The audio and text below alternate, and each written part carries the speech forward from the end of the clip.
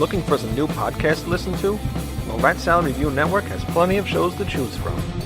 Like Rat Salad Review, where they discuss the latest rock and metal news, as well as interviews and albums. Album vs. Album, the King Diamond Podcast, with Wayne Noon, Greg Naugle, and sometimes this guy. Smack 'em a gob! Ralph Viera is also on our network with the Viera Vault. There's also Old Man Metal's Musings, where he discusses heavy metal and beer. Music is Life with Lou Mavs. The Right Opinion for those who love politics. A South Park podcast called Suck My Balls. The Infinite Fringe, a watch-along wrestling show called Beyond Bushido. Ex-Stradivarius guitarist, the Timo Tolkki podcast. And the Great Harry Barnett with I Don't Even Like Podcasts. So check out ratsaladreview.com or search Rat Salad Review on YouTube, Podbean, iTunes, Spotify, Stitcher, and more.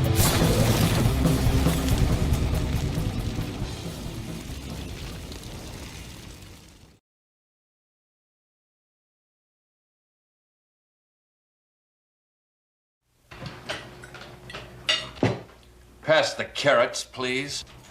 May I be excused, please?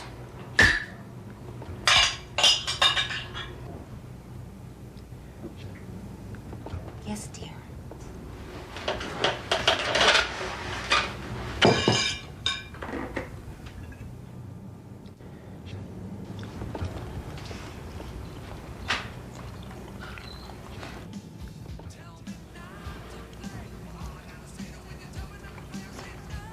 What is that?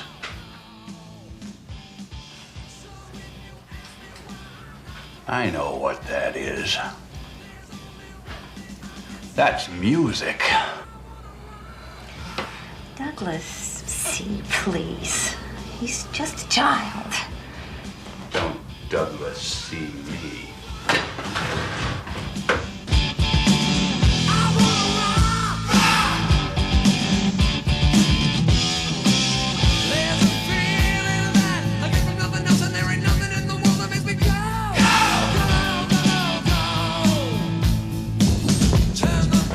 All right, mister, what do you think you're doing? You call this a room? This is a pigsty. I want you to straighten up this area now! You are a disgusting slob! Stand up straight! Tuck in that shirt! Adjust that belt buckle! Tie those shoes! Twisted sister! What is that? Wipe that smile off your face. Do you understand? What is that? A twisted sister pin on your uniform? What kind of a man are you? You're worthless and weak. You do nothing. You are nothing. You sit in here all day and play that sick, repulsive, electric twanger. I carried an M16 and you carry that guitar. Who are you? Where do you come from? Are you listening to me? What do you want to do with your life? I want to rock.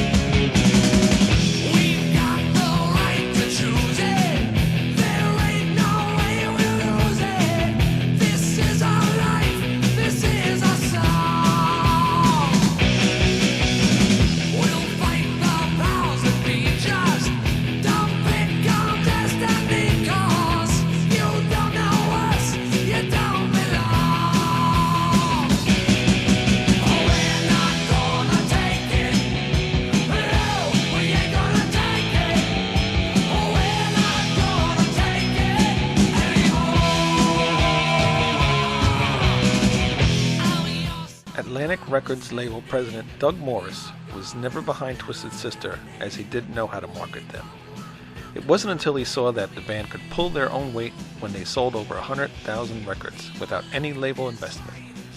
He promised to make them one of the biggest bands in the world, and in 1984, exactly that would happen with the release of Stay Hungry. The album would chart number 15 on the Billboard 200 in the US. The first single, We're Not Gonna Take It, went to number 7.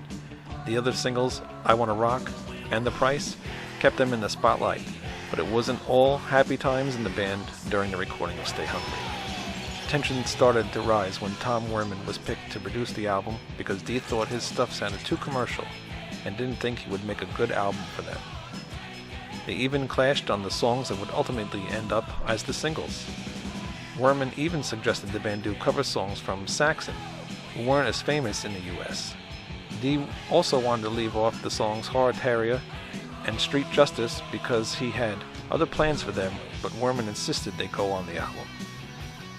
The band would even start to feel as if Dee was trying to be the focal point, especially after they saw the final version of the album cover, with Dee in the corner of a room with a bone in his hand, and Dee's wife Suzette drawing the band logo. The album would finally be finished and released to the world on May 10, 1984. In 1995, the album went triple platinum. Strangely enough, the band was never happy with the end result of the album, and to this day, some of the band members detest the sound of the album, which would lead them to re-record it in 2004 under the title Still Hungry. After Stay Hungry, the band would release 2 more albums, Come Out and Play and Lovers for Suckers. Neither saw the success of the previous albums. Between the inner turmoil in the band and the failing ticket and record sales, Twisted Sister would call it a day. Let's now go to Wayne Noon, Greg Naugle, Nate Landherr, Lou Mavs, and Ralph Viera for their final discussion about Twisted Sister with the album Stay Hungry.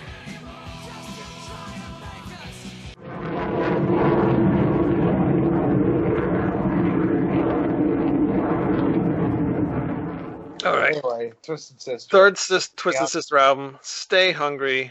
The most, well, not the most, but this is when they really went commercial. Third studio album, released May 10th, 1984. The album includes the band's 2 biggest hits, We're Not Gonna Take It and I Wanna Rock, and the power ballad, The Price, my favorite Twisted Sister song. That's your favorite Twisted Sister song? Yes. God, I quit. What? I don't know. There's so many good songs, but I don't know, for some reason that song just, I just love that song. The chorus in that song is just awesome. Mine is Burn in Hell. That's what kind of solidifies this is my favorite Twisted Sister that is another album. one of my favorite. It's it's the like one a tie. with Burn in Hell and Stay Hungry on it, because Stay Hungry is my number 2. I fucking love the lyrics. The drum beat is awesome. It kind of shows off their technical skill. It almost sounds like an Iron Maiden song. Yeah. Well, I think that every time I think of that song, though, I think of Pee-wee's Big Adventure. it's an awesome song. Yeah. No, me too. That fucking movie was like one of my favorite movies. Yeah, that movie was like my favorite growing up. But I love that song. That song is in my top 5 Twisted Sister songs. Just for some reason, over the last few years, The Price has been like one of my favorite Twisted Sister songs. I don't know why. It just has been. You're talking about The Price being a great ballad. Like Captain Howdy, that's an awesome ballad. Well, we didn't. It's fucked up. I love it. You can't sleep when you're dead. Yeah. Shit rules. It's some Buffalo Bill shit. I love it. Or like Freddy Krueger. That is actually my least favorite song. You go.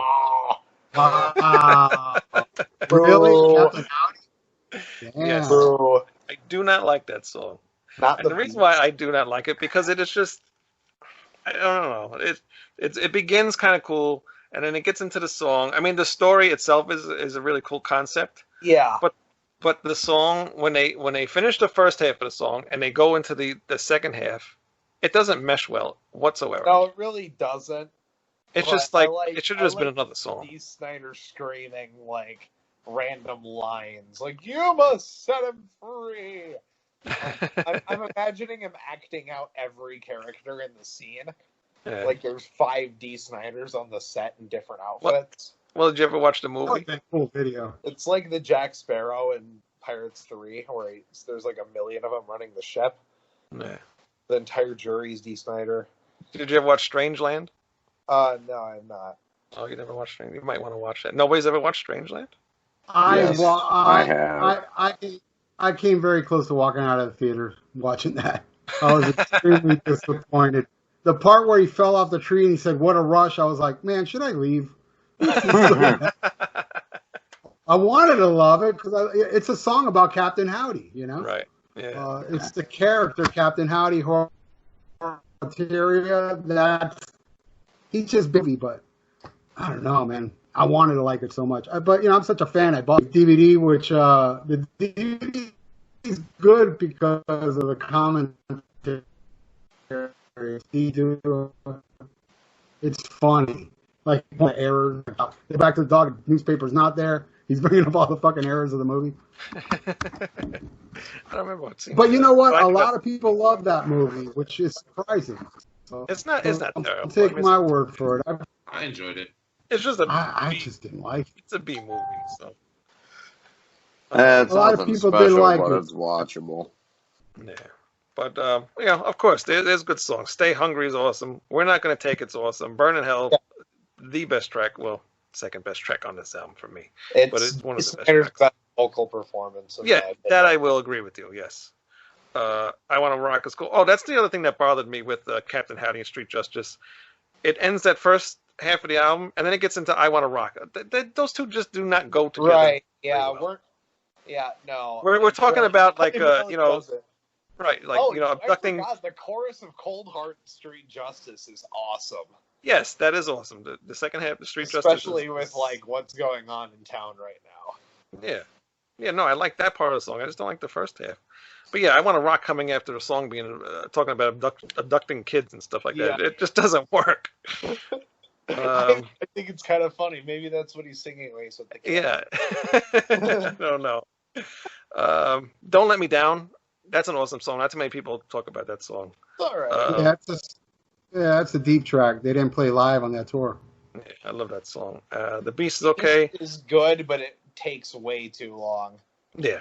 It doesn't really go anywhere. SMF is a great chant. SMF is exactly. That's awesome. It's about their fans. Fine, but it's great. Right.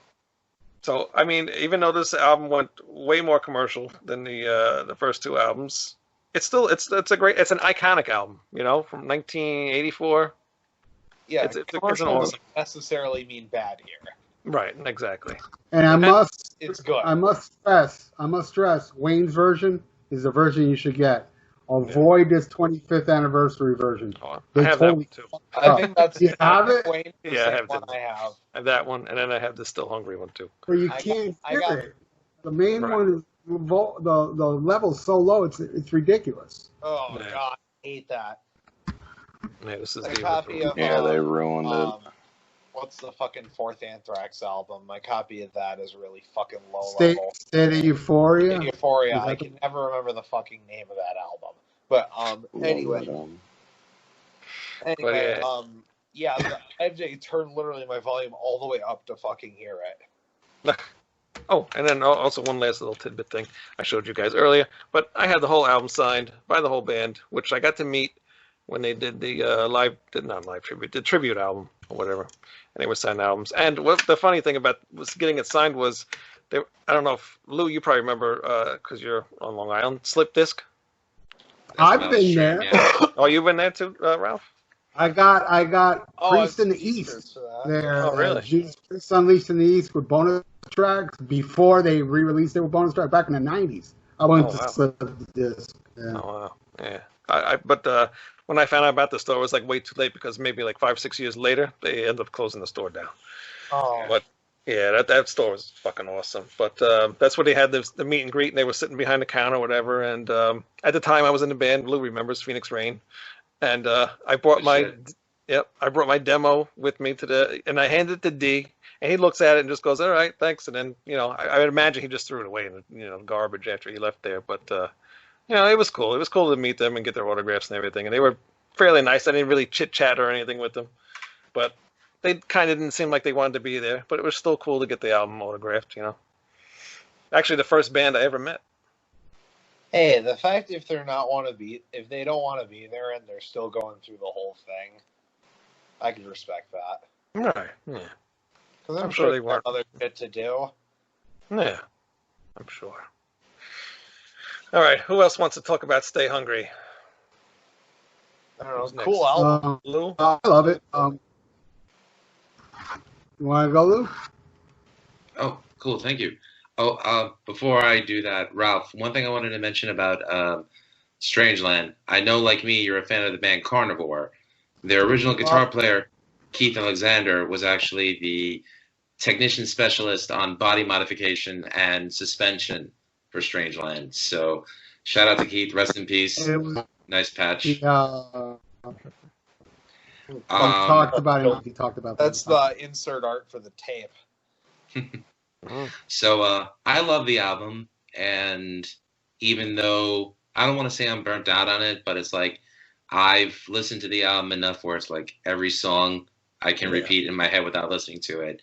So I actually put it up there with like significant metal albums of the 80s up there with like Number of the Beast. So I think people who want to know what 80s metal was all about, this is one of the 10 albums that you should listen to. Oh, yeah. Favorite track on the album, which may shock a lot of people, is Don't Let Me Down. I love that track. Yeah, it's an awesome track. I think it's probably a tour de force in my opinion. I mean, the rhythm behind it, the guitars, Dee's vocals, I just love the way he's like singing on it. For me, not a bad track. And even though I think I've heard I Want to Rock and We're Not Going to Take It enough times where it's like I put them up with Freebirds, Stairway to Heaven, and Hotel California. I don't need to hear them ever again. But for those that haven't heard it, definitely worth a listen. Right. So, and that's all I could say. And I'm grateful that I at least got to see Twisted Sister live once. At the time, I was working at NBC, 1221 Avenue of the Americas. Across from us is the Fox News building. Please, everybody, hold your political opinions to yourselves. And Twisted was playing outside the Fox building with Mike Portnoy on drums. And I got to see it live in person, so that was friggin' awesome. So I'm glad that I at least got to see them once before they called it a day. And rest in peace, AJ Farrell. Yeah. I'm sorry, Ralph, what? I said Nixon was a crook. Oops. I don't want to get political here. Anyway, yeah, dude. I love this album as well. Yeah, I like Under the Blade and You Can't Stop Rock and Roll More. But like Lou, my favorite track is also something that I don't think any of you like. My favorite track on here is The Beast. It's a good track. Love that fucking song. I just lean on Dee's voice. It's kind of like Destroyer Part 2, which, since I'm such a Twisted Sister geek, if they play The Beast live, they're not going to play Destroyer. If they play Destroyer live, they're not going to play The Beast. They always interchange those songs in set lists. But Forever was Burning Hell, and it's still my second favorite. I absolutely love that song, but The Beast is my favorite track on there. SMF is a battle cry. We also need to give credit to Pee-wee's Big Adventure for Burning Hell. That's all I'm going to say. Oh, yeah. Yeah. That's amazing. I love it. I love how that's the movie it's just, like it's out of all movies, that's Pee-wee's Big Adventure. I mean, and it's funny. Out of all celebrities to jack off in a movie theater as well. You wouldn't expect Paul Rubens, but what's funny is they never made a video for that song, though, right? No. So you think they would have did something because they were making a video for that song in the movie? Well, I believe that was the point of the joke. Somebody did make a video of it, though, with footage from Pee-wee's Big Adventure. Right. And they left that scene in. That was me. That was you? That's right. Phase Linear. It starts with fire, and then during that part, I put the Pee Wee part in. Yeah. But, yeah. Dude, by the way, congratulations on 15 million views for Stargazer, man. That's awesome. Yeah, man. That's insane, right? Jeez. I'm about to hit 10 million. But, what are you doing with all SMF, your money? Huh? What are you doing with all your money? What money? I put up copyright material. They ain't gonna pay me for that shit. I know, it's so stupid. Blackmore will come after me, man. But SMF is another battle cry song, like I Am on Me. You know, if they think that we're sick, then sick is what we'll be. You know, it's kind of like, you know, against authority. Fuck you. I'm gonna make it on my own. You know, it's the whole concept behind Dee Snider going to Congress. You know, here's this guy with fucking eyeliner on, dirtbag looking. Comes in with a sheet of paper in the back of his pants, and he totally owns the whole Congress because they think he's a kind of fucking idiot. He's an imbecile, and it turns out the guy is very bright and you know doesn't do drugs, has kids, and he and pisses off Al Gore while he's at it. You know? Yes. It's like, oh yeah. So this was the first one I had. This is my first exposure to them. I actually saw the video for You Can't Stop Rock and Roll first. So when I saw the ones for Stay Hungry, I was a little surprised by the makeup at first, to be honest. I was like, huh, okay, how about that?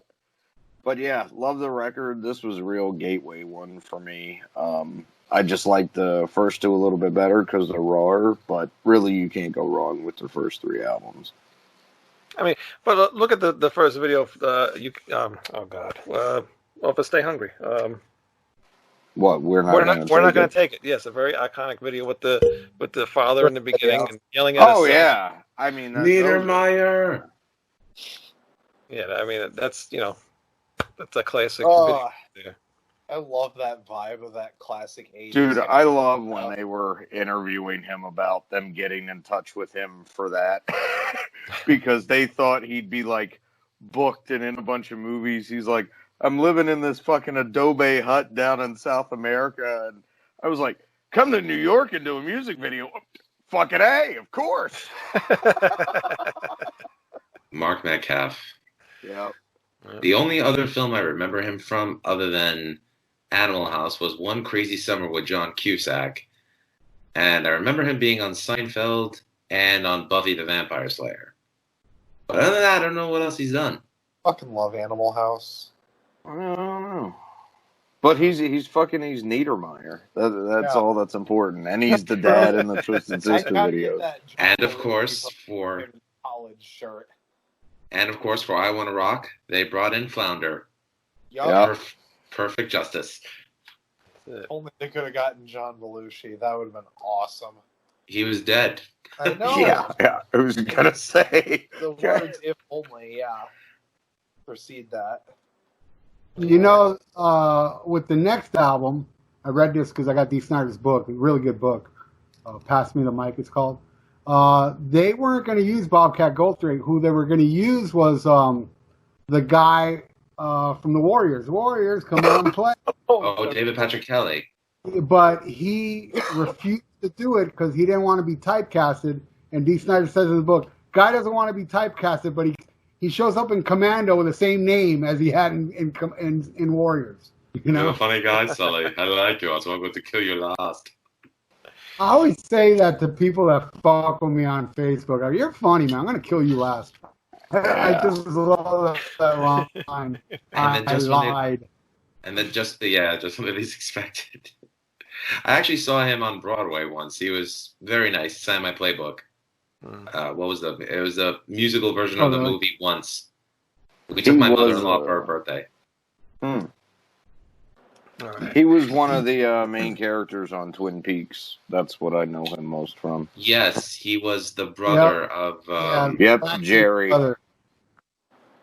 I love Twin Peaks. I just hate that later one. It made no fucking sense.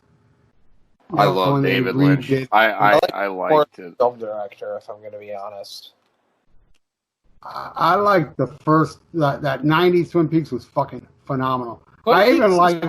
Just the pacing issues.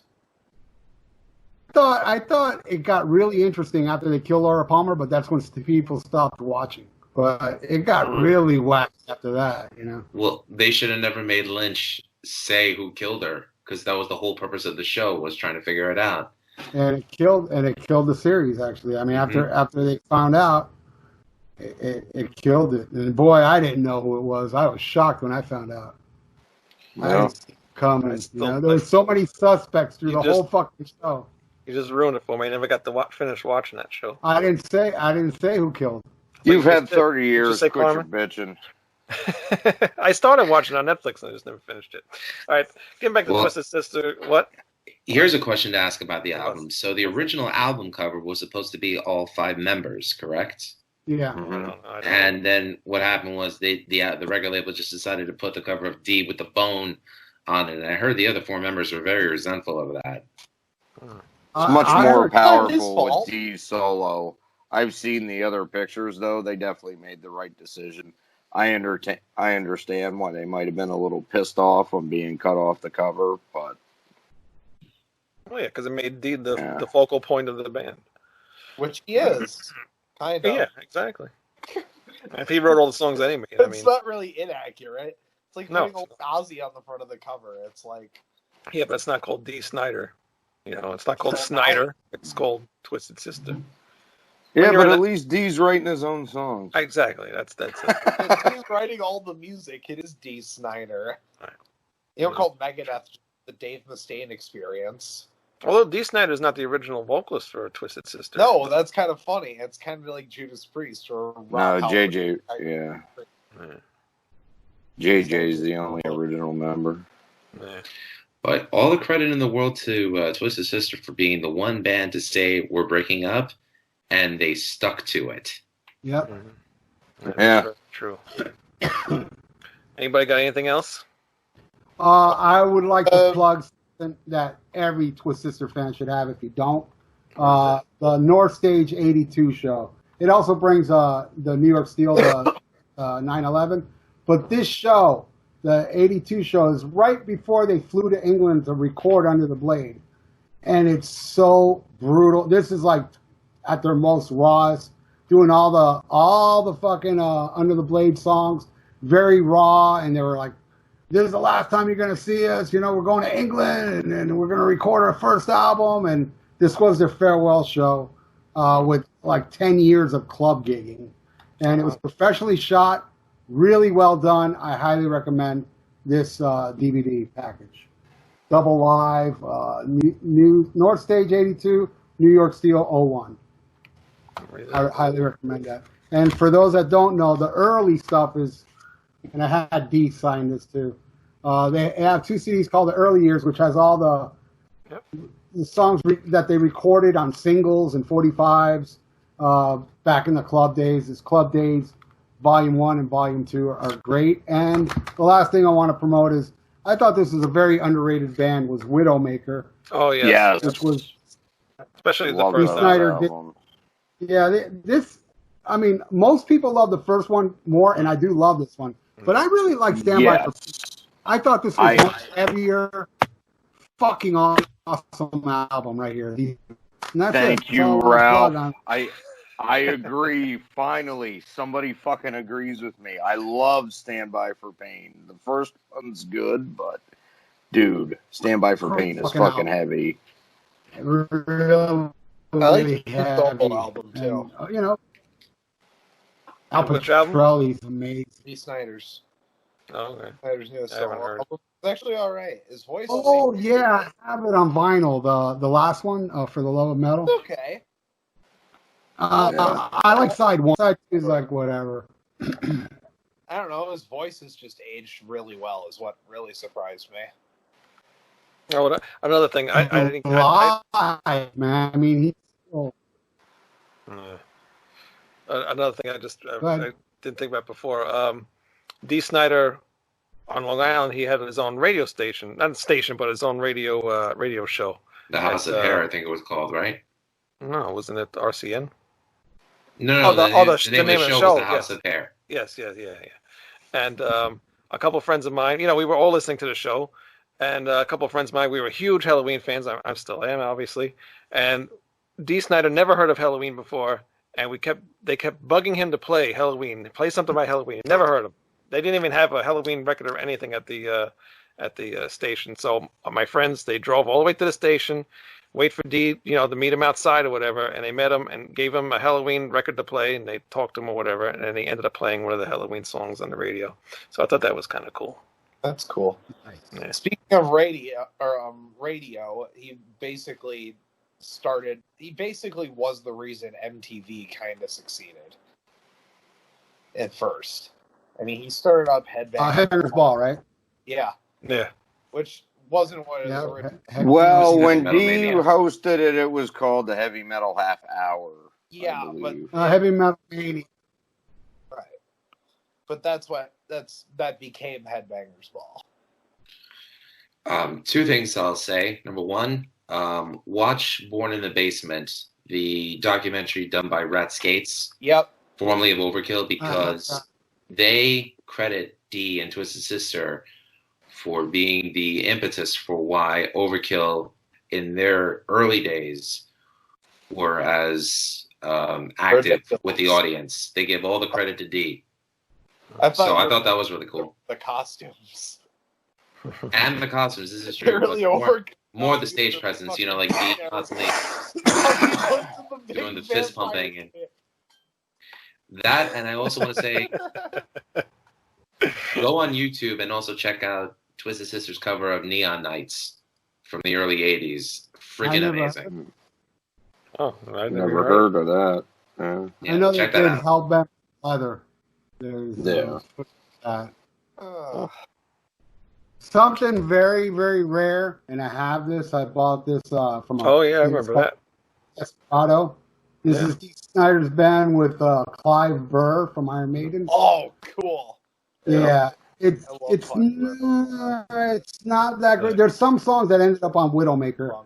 Bernie Torme, who replaced Randy Rhoads for 10 minutes, is on here, and Mark Russell on bass. But this is very hard to find. I think they may have released it, but this is the original off Destroyer Records I bought back in 1998, maybe. This was actually on Epic Records. He signed a huge deal. Then they shelved it, and then some little label released it much later. Very hard to find. I think it's out there now, but Widowmaker's much better. Yeah, I think it's a bummer because Clive Burr's my favorite Maiden drummer. Me too, man. Yeah, Clive me too. Burr, drummers, period. I think in 2000, actually, D released a self-titled album. Not self-titled, a solo album. Where he... Yeah. Right, and I think he actually redid a lot of the songs from that album on this one. That was 2000 by Koch Record.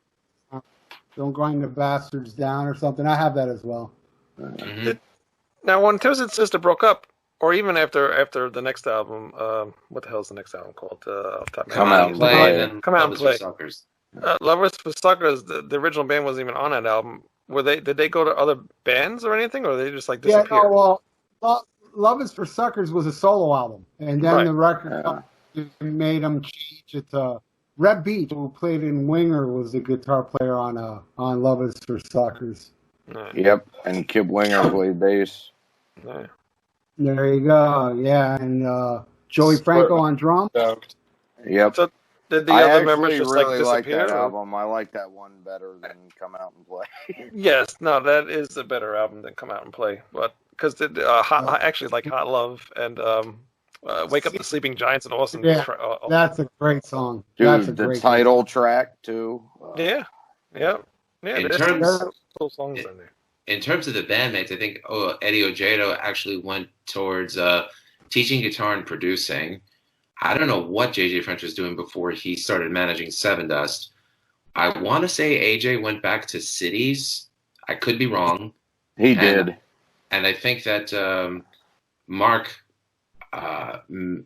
may have done... No, Dictators were dead by then because Ross the Boss was in Manowar. So I don't know what he was doing up until then.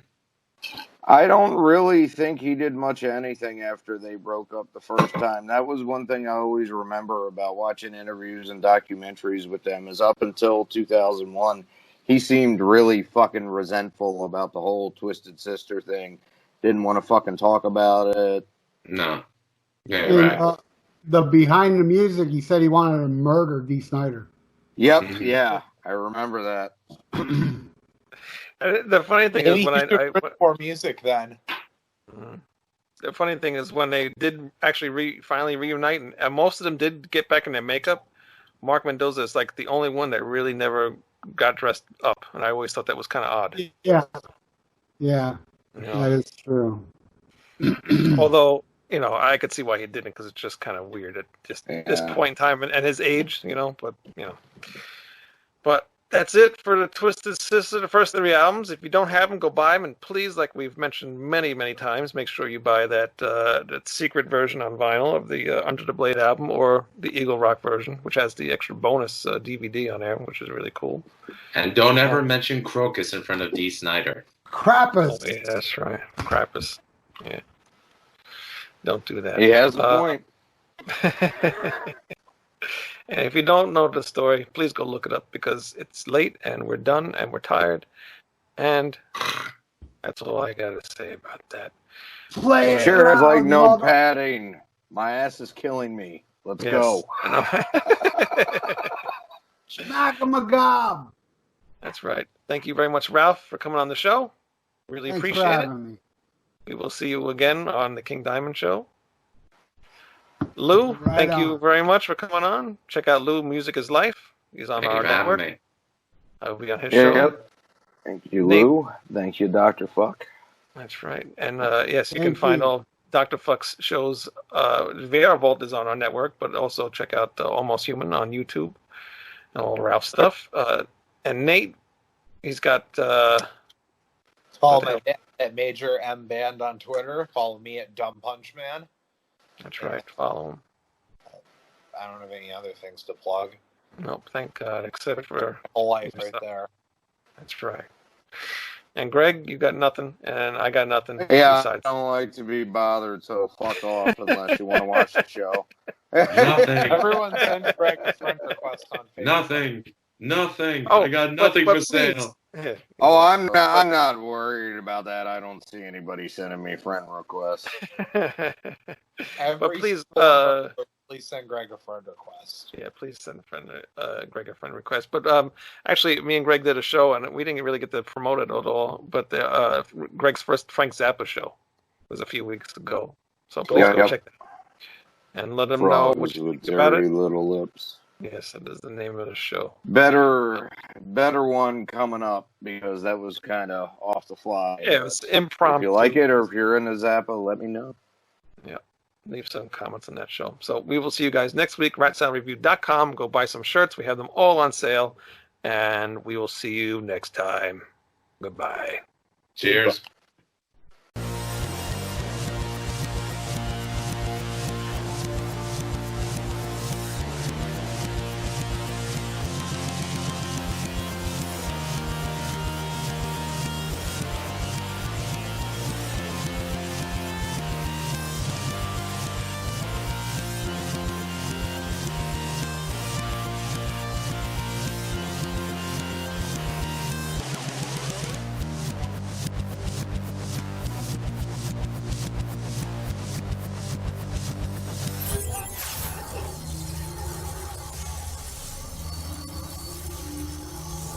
What?